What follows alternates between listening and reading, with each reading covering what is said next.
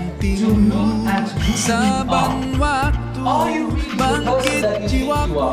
When I would ask you, who are you? Yes, I'm the kind person. I'm honest. I never get angry.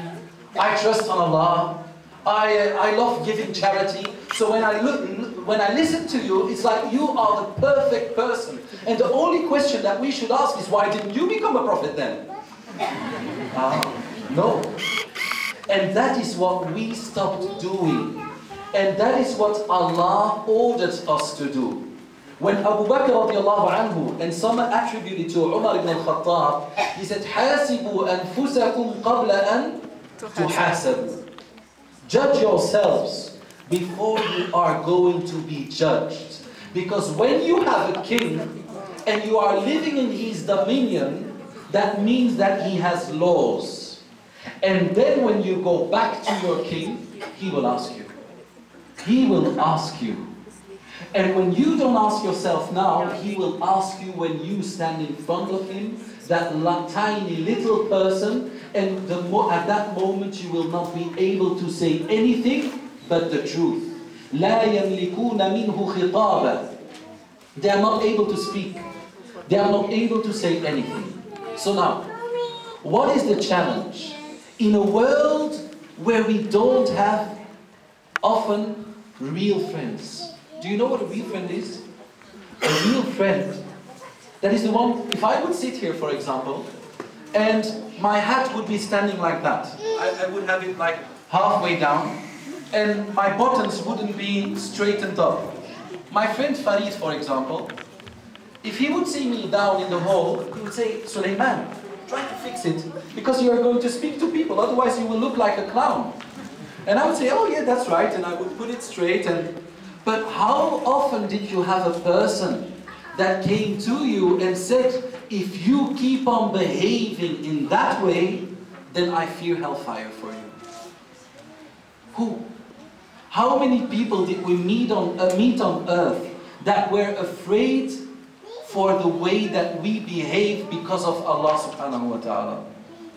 So now, as you don't have these kind of people around, like I said last time, when I became a Muslim, I was like living in a dream.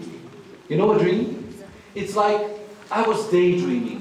When I first became a Muslim, I was about 18 years old. I'm now, subhanAllah, I'm 38. So that's 20 years ago. SubhanAllah. Yes? No. But, okay, I will pretend to be young then.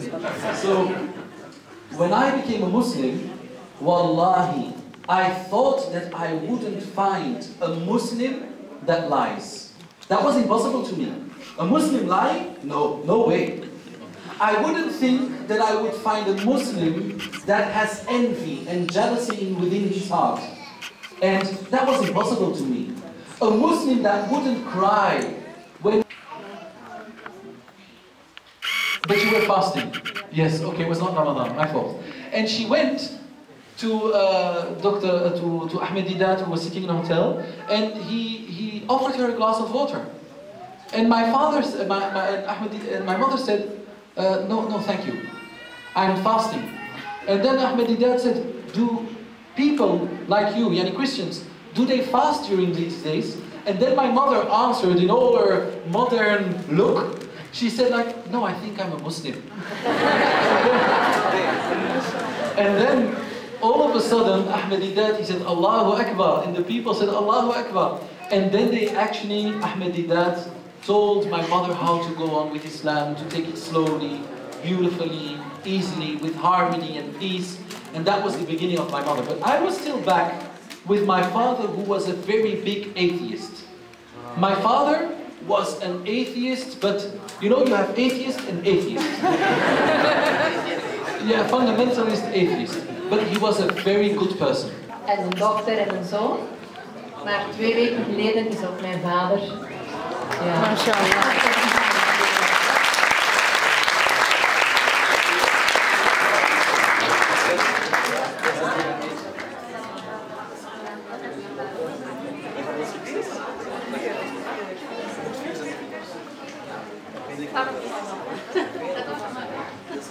Ensinar tudo que